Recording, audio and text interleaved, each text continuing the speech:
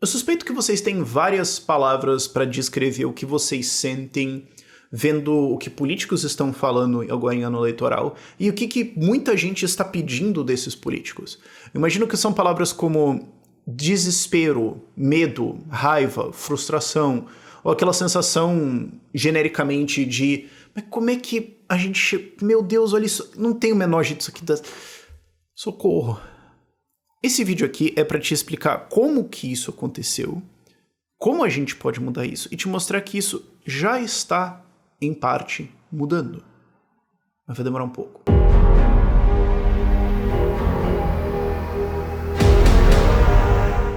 Isso aqui foi provocado, não intencionalmente, por uma coisa que eu vi o Kim falando, que ele estava falando que ele achava que uma reforma política poderia ajudar muito o Brasil.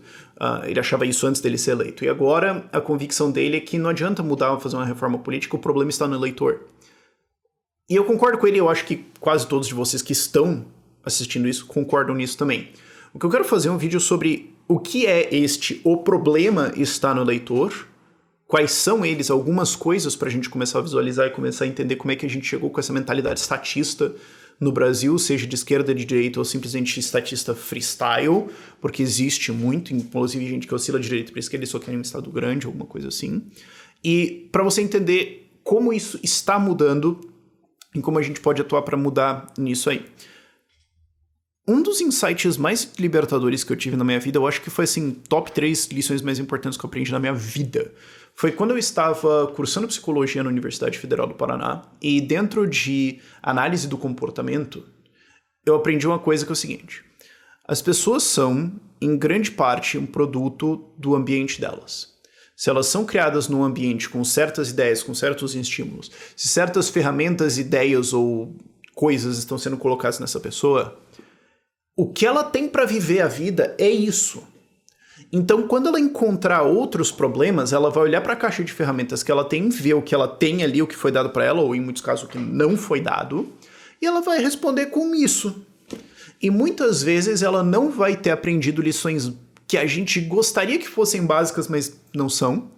E ela vai responder de formas erradas. Ela vai fazer coisas que são destrutivas para as pessoas ao redor dela, ou para ela mesma. Ou, no caso de que a gente está falando aqui de política, economia, liberdade, etc., ela vai defender um monte de asneira.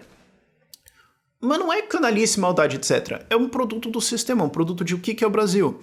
E eu sei que você está pensando no sistema de educação. Mas eu acho que tem umas outras coisas que as pessoas não percebem tanto, ok? Eu elenquei aqui 4. O sistema de educação tá nelas um pouco, mas eu já chego lá. Primeiro, isso é uma coisa que o Kim fala no vídeo dele. A preocupação com a sobrevivência. Eu tava fazendo um TikTok recentemente pra criticar o STF subir os salários em 18% para 46 mil reais. E uma das estatísticas que eu usei foi que 23 milhões de pobres no Brasil vivem com menos de 7 reais por dia. Isso aí é um pouquinho menos do que metade dos votos para eleger um presidente, por exemplo. Então, não é razoável pedir que essas pessoas... Eu não estou dizendo que está certo ou ético, etc. Eu estou dizendo assim, expectativa razoável de outra pessoa. Você pega um cara que nunca lutou jiu-jitsu e coloca num campeonato. Qual é a expectativa razoável? Que ele tome um pau intergaláctico, certo? Qual é a expectativa razoável com essa pessoa? Que ela é razoável pedir que ela entenda ideias, que ela se preocupe em ir atrás de entender ideias mais complexas e tudo mais? Não, ela vai estar procurando a sobrevivência dela. E eu estou usando esses 23 milhões com menos de 7 reais por dia como exemplo extremo, mas qual que é o real número de pessoas no Brasil que não tem tempo ou reserva de estresse, de relaxamento para virar estresse depois, para parar para pensar em considerações além do mês que vem. Assim, por um tempo significativo. Ou que não tem, ou que vai fazer alguma coisa mais preocupada do que o que o político vai me dar aqui, ou o que vai ser o auxílio isso, ou auxílio aquilo. E isso é um problema econômico, sim. Não é culpa dessas pessoas, não estou dizendo que porque elas são pobres e tudo mais. Estou dizendo... São pessoas que economicamente nem sequer vão ter os meios para ter acesso às informações úteis. Não vão ter como acessar isso aqui que a gente está discutindo. E aí o que vai acontecer? Elas vão ter demandas extremamente básicas. Então, políticos que estão dispostos a mentir, por que eles estão mentindo? Que eles vão atender essas necessidades extremamente básicas com esse auxíliozinho ou com essa coisinha, ou que vão descaradamente comprar voto, vão ter uma vantagem eleitoral. Esse discurso terá uma vantagem eleitoral. E por causa disso, ele vai ter mais espaço na mídia. Esses políticos eleitos terão mais espaço no debate. Então não é só sobre essa pequena relação eleitoral. É sobre uma coisa maior que o Luhmann, que é um sociólogo extremamente bom, que eu recomendo que vocês leiam, ele fala sobre autopoiese, como um sistema produz ele mesmo. Ok? Então você tem várias consequências complexas indo para frente. O que ele diz é que você tem vários sistemas de comunicação e eles vão produzindo a sua nova situação, ao longo do tempo, tudo mais, eles vão produzindo novas coisas, novas ideias baseadas nas informações internas que eles têm. Então, quando você tem um sistema com cada vez mais políticos populistas só falando do dia a dia, isso vai puxar todo o debate, toda a autopoiese, todo o processo de criação cultural, de pensamentos, de ideias, de discussões ao redor, não ao redor, mas mais na direção desses caras. Isso é um insight importante, é uma das coisas que tá no meu piloto automático de pensar. Toda vez que eu vejo um problema complexo ou que dura há muito tempo, eu presumo, e nesse caso aqui o que eu estou argumentando é que existe, mas eu presumo que existe algum feedback loop positivo, alguma retroalimentação nesse sistema. Quer dizer, o fato dele ser assim faz com que ele seja mais assim. Então, o fato de você ter um país pobre, com pessoas se preocupando muito em sobrevivência, vai eleger políticos demagogos, vai eleger políticos populistas, mentirosos, que vão prometer resolver isso, vão estourar todos para fazer isso, o que vai causar um país pobre. Então, o sistema gera ele mesmo, ele tem uma estabilidade muito alta, ele tem uma resiliência muito alta nesse sentido. Segunda coisa, isso eu acho é uma das minhas explicações de por que Santa Catarina é um estado mais liberal e libertário em termos de porcentagem da população do que o resto do Brasil. Só procura, vai no Google Trends e vê qual que é o estado que mais procura partido novo, Santa Catarina. Qual que é o estado onde eu tenho esses dados internos? Onde as cidades têm maior porcentagem da população me assistindo? Santa Catarina, disparado. Eu faço o data rua. Se eu saio na rua, quanto tempo até eu ser reconhecido? Ou quantas vezes eu sou reconhecido? Cara, quando é em Santa Catarina, bicho, assim... Uma vez eu tava numa churrascaria e o garçom falou: oi, Rafa, pô, eu sei que hoje tá tendo o jogo da PEN, né? Você torce pra PEN, na época eu torci pra PEN, eu torço pra Cláudio, porque eu torço pra Tinoz, mas enfim, longa história. Eu sei que você quer que eu mude ali. Então o cara não só ele me acompanhava, ele sabia disso tudo, mas tá... Entendeu? Por que Santa Catarina é assim? Ou por que tem alguns estados que são mais assim e outros menos? Eu acho que tem muito a ver com uma cultura de empreendedorismo, de o quanto ser empresário, ter uma empresa, ter uma firma, está dentro da sua família. Isso está, e eu digo assim, dentro da tua família, dentro do teu convívio, dentro de como você cresceu, ok? Porque, e eu não tô dizendo que outros lugares têm menos empresas e tudo mais. Se você for pro interior do Nordeste, em vários lugares, você vai ver um monte de gente, tem um monte de negocinhos. Mas são coisas de empreendedorismo de sobrevivência. Eles não são vistos como um caminho para a riqueza e tudo mais. São o trampo que nós estamos fazendo agora. São um jeito. Agora, se você for... Santa Catarina tem isso muito forte de empresinhas. Todo mundo na família, as famílias têm várias empresas pequenas de algumas pessoas que existem há muito tempo e que de fato ergueram essas pessoas. Isso é uma coisa muito comum lá, que eu vejo muito... ou mesmo no norte do Rio Grande do Sul, ou São Paulo, interior de São Paulo, Minas Gerais, eu vejo isso mais. Eu acho que isso está ligado bastante com a mentalidade. Não estou dizendo que necessariamente é a única causa, mas estou dizendo que é um fator de risco muito forte ali, gerar essa cultura. Quando você cresce nisso, você não vê o empreendedor, o cara que tem um CNPJ, o chefe, o patrão, como um filho da puta. Você não vê esse cara como um cara ruim, explorador e tudo mais, porque ele é o teu pai, ele é o teu irmão, ele é o teus tios, cada um deles tem uma empresa, os teus tios, o teu pai são sócios de uma empresa e tudo mais. Então assim, você quer dizer que todo patrão é filho da puta? Tipo, minha família inteira? Que eu conheço e eu sei que não são? Sabe, eles têm um funcionário há muito tempo e tudo mais. E eu, inclusive, conheço o outro lado de como você se ferrar de várias formas diferentes. Então, eu não vejo você ter uma empresa ou contratar alguém como exploração. Eu vejo como, cara, isso é vida, isso é negócio. Só que, para você ter isso desenvolvido, você precisa ter uma estabilidade econômica que permite que seja normal que o seu convívio ao redor tenha várias pessoas com várias empresas com um bom tempo de duração. Porque você está sempre quebrando a empresa e você cresce nesse ambiente, você está sempre vendo seus pais se ferrando porque a empresa quebrou. Isso não é positivo. Eu tô dizendo, você vê uma empresa dos seus pais ou da sua família crescendo ao longo da sua vida e pensando, isso aqui, o caminho é isso aqui. E toda a instabilidade política, econômica, inflacionária de Brasil é excelente em destruir isso. O Brasil é uma máquina de quebrar a empresa e isso impede que a gente tenha a cultura de empreendedor. Isso impede que você tenha exemplos ao seu redor para crescer numa cultura de saber o que é fazer negócio. Porque uma coisa é você querer aprender isso formalmente nos seus 20 anos de idade, que é o que aconteceu comigo. Outra coisa é você cresceu nisso. É diferente, ok? Não, você vai no campeonato de jiu-jitsu, tipo, tu tá na faixa azul com 25 anos de idade e tem um outro moleque que treina desde os 7 anos de idade, agora ele bateu 18 e ele pegou a faixa azul. E vocês estão no mesmo campeonato. Você vai tomar um pau intergaláctico, cara. Meu Deus do céu, tu vai sair voando daqui. É diferente você ter isso como uma história de criação e como isso forma a tua mentalidade, como isso forma a sua capacidade como empreendedor. Mas quando você não tem isso e quando, historicamente, o Estado é o provedor de estabilidade via o funcionalismo, o que é a associação que vai entrar na cabeça de todas as pessoas? Empreender é risco, maluquice, exploração, e Estado é estabilidade. Então, quando o Brasil é isso desde sempre e as pessoas defendem isso, não fique puto. Não fique frustrado, chateado. É exatamente o que era razoável você esperar. Entendeu? Tu olha para a janela, tá cheio de nuvem, tá tudo fechado, tudo mais, de repente chove. Você não vai ficar, não acredito. Você vai falar, era o que era para acontecer mesmo. Terceiro ponto, eu quero chamar isso de cultura de contrato. E ele é meio que uma variação do segundo ponto. Tá, um pouquinho. Mas o que eu quero dizer é o seguinte, você pega isso, quem já fez negócio com alemão sabe o que é isso.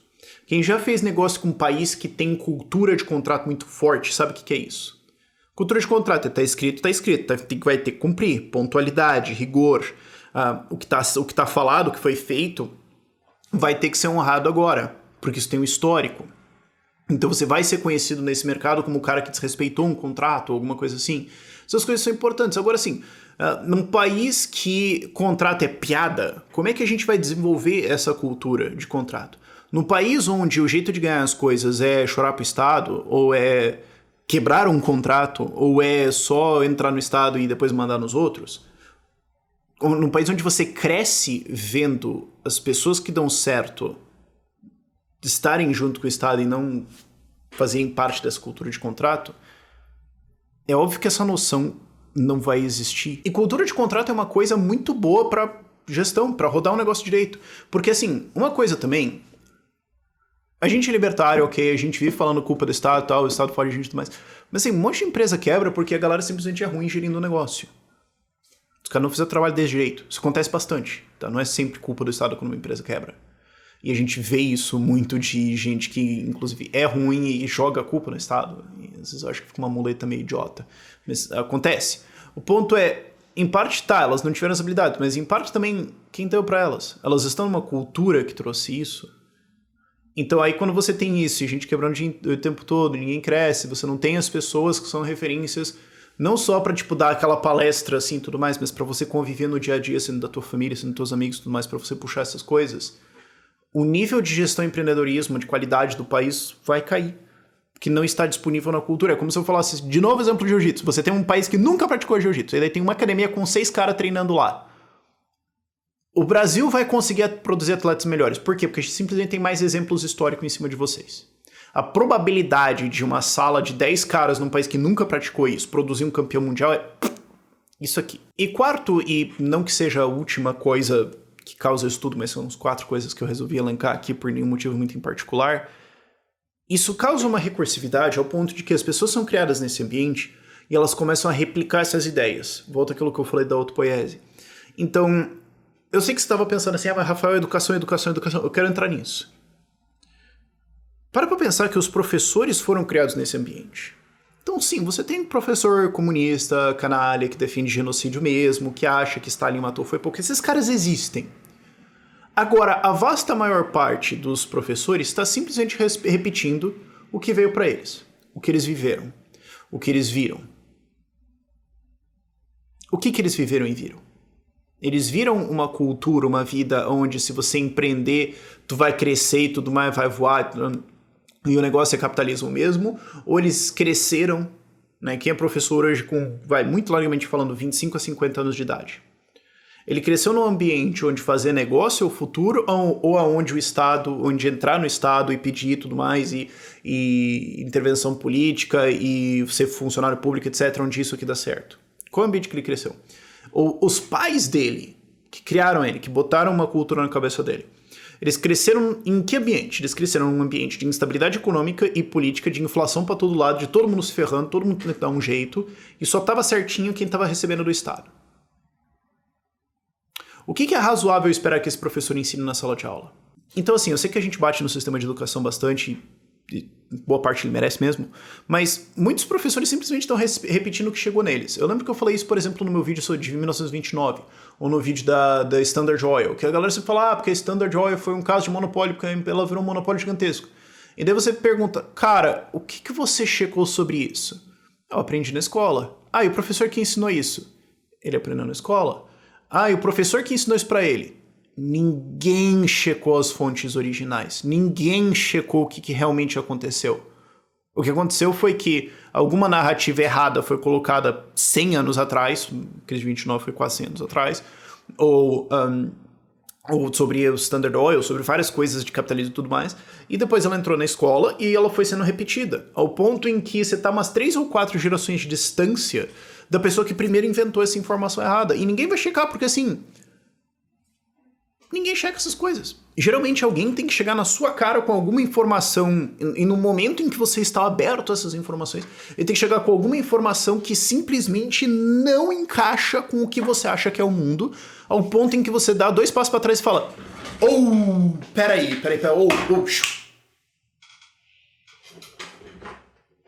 bicho, peraí, você precisa disso. E quantas vezes isso acontece na tua vida? ou quanto que isso vai acontecer no sistema de educação, sabe? Então isso tudo posto, e tem mais um monte de outras coisas que a gente pode analisar, mas eu acho que você já pegou o espírito do que eu tô olhando. Eu espero que você consiga entender como essas coisas criam elas mesmas. Elas criam uma cultura, um sistema de como pensar dos brasileiros, muito genericamente falando, que acaba ajudando o Estado, que acaba gerando o problema que nós temos.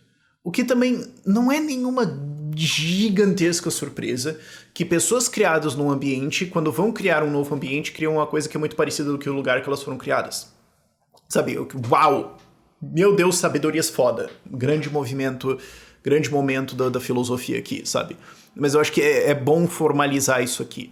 Agora, isso parece desesperador até você entender como isso funciona e então conseguir perceber como é que isso muda. Quais são os livros ou discussões que agora estão vendendo muito mais? Eu não vou dizer mais do que os outros, mas que estão vendendo muito mais. Educação financeira, empreender, investir, abrir uma empresa, como gerir as coisas. Porque assim, um monte de gente fala, mas tem todo esse empreendedorismo de palco e tudo mais. Sim, isso é um sistema começando a se desenvolver. As primeiras interações de qualquer sistema vão ser meio merda. Isso faz parte, ok? Só veja o primeiro produto de uma empresa. Sempre um negócio assustador e horrível, mas faz parte, ok? O ponto é, nós temos um crescente ambiente de literatura e de influenciadores sobre isso, e isso produz uma corrente na outra direção. Porque assim, quando você vai lá e explica pra galera jovem, olha, eis a importância de você não se endividar para não ficar devendo uma porrada de grana lá no teu cartão e ter que parcelar isso infinitamente. Eis o jeito que você pode investir e tudo mais, você tem que começar a ensinar para eles. Considerações de longo prazo sobre investimentos, como funcionam os juros compostos, como funciona a dívida e como isso pode afundar você, como funciona investir e ter retornos em cima disso. Só que uma vez que você está dando esse ferramentário, que não existe na escola, que na maior parte dos lares não é ensinado, não por canalice dos pais, mas porque não existe lá em primeiro lugar, quando você dá isso pro moleque e aí ele olha para o Estado, qual é a conclusão que ele vai ter? Quando você ensina consequências de longo prazo dessas decisões financeiras, e ele então olha para a política, o que ele vai pensar? E aí você pode pensar, será que isso foi causado ou é causa do movimento liberal libertário no Brasil? Eu não sei, não importa, eu acho que é os dois. Eu acho que é parte de uma relação de autopoiese, de um sistema indo para uma outra direção, de uma parte dele começando a divergir. Outras coisas que você pode ver também. A gente teve mais abertura legislativa para abrir e gerir uma empresa. Mudou o Brasil? Uau! Não. A gente não vai virar outro país completamente só por causa das coisas que aconteceram até agora. Mas nós temos as drogas de porta de entrada. Mas nós temos uma abertura maior. E aí você junta isso, mais interesse por empreender, mais gente falando sobre, mais facilidade. Isso começa a criar uma cultura de empreendedorismo, começa a criar uma cultura de contrato, começa a criar uma cultura de pensamento no futuro, começa a gerar riqueza que tira pessoas do estado mental de só pensar na sobrevivência. Isso começa a colocar na cabeça delas alguns questionamentos básicos, que daí quando elas vão então ver a narrativa padrão do professor genérico de 7ª série, eles falam, não, mas espera aí, cara, não tá fazendo muito sentido. Só que esse processo demora muito, cara. Porque a gente tá falando de um processo cultural. Isso aqui é uma coisa de o quê? Uma geração, duas. Não é uma coisa simples. Então, voltando ao que o Kim falou lá no começo, o que a gente precisa é de uma reforma cultural, não de uma reforma política. E eu concordo com ele completamente no sentido de que uma reforma política não vai mudar. Você muda as regras do jogo, mas os jogadores são os mesmos. Então, assim, você pode ter alguns incentivos diferentes e tudo mais, mas as preocupações, as limitações, os conhecimentos dos eleitores vão continuar os mesmos. Então você não vai ter uma mudança substancial, você não vai ter um outro país, uma geração completamente diferente só por causa disso. O que você precisa fazer é uma alteração de várias coisas diferentes, em estrutura legal, em estrutura institucional, em produzir não só explicitamente ideias de liberdade, falando aqui em imposto e roubo, Estado uma gangue, mas falando de como gerir empresas, de como fazer isso, como investir, de como ter retornos, e deixar isso ir encontrando e crescendo alguma coisa no coração das pessoas, e nos hábitos e na cultura delas. Muitas das pessoas que estão agora começando a empreender ou investir porque elas estão vendo influenciadores no YouTube falando sobre isso, vão ser pais e vão criar os seus filhos nesse ambiente. Como é que esses moleques vão sair do outro lado? E, curiosamente, o que mais me instalou para isso foi que eu vi um perfil comunista, daqueles Stalin matou pouco mesmo, falando disso, falando, meu Deus, na livraria só tem esses livros aí dos coach de investimento, o capitalismo e tudo mais. Eu olhei e falei, cara, porque você tá sempre procurando inimigo, né? Então, se eu quero ver mudança, um dos jeitos é analisar quem eu odeio e ver o que eles estão putos, porque isso aqui pode ser um bom sinal pra mim. Eu nunca tinha pensado nisso, mas agora que você me alertou pra isso, é verdade, né, cara? Então, sim, nós temos uma cultura média de Brasil, nós temos uma estrutura institucional, incentivos e um trauma histórico que produz o Brasil de hoje. Sim. Agora, é possível ver sementes, é possível... Uma vez que eu te dei esse exemplo, você consegue procurar outros ao seu redor e começar a pensar como é que você pode... como é que você pode encontrar eles, como é que você pode ver, isso aqui tá plantando uma coisa diferente. Sabe, não é à toa que regimes totalitários fazem um trabalho tão grande de caçar essas coisas e matar. É porque eles sabem que isso é uma coisa de efeito. Agora, o que você pode fazer por isso? Primeiro, e era um dos meus objetivos grandes com esse vídeo, ter calma e paciência com as pessoas que falam coisas que você discorda. Elas são, em larga parte, vítimas do ambiente que elas foram criadas. Não é razoável esperar que elas sejam diferentes. Sabe, existe hoje um movimento libertário e liberal no Brasil. Não era minimamente razoável imaginar que ele existisse. A gente que é os esquisitos. A gente que é os estranhos na sala. Vamos ser sinceros sobre isso, sabe? Então, tenha calma, tenha paciência, relaxa. Segundo, encontre essas coisas que estão causando essas mudanças, que estão quebrando esses loops de retroalimentação e, na medida do possível para você, ajude elas. Vai demorar? Vai. Faz parte. Como eu vivo falando, se fosse fácil já estava feito. Mas eu olho essas coisas e eu tenho uma esperança bem grande de Brasil num prazo de uma geração ou duas. E aí é aquela coisa. Vamos ter que trabalhar. Espero que esse vídeo tenha sido útil para você. Por esse vídeo é isso.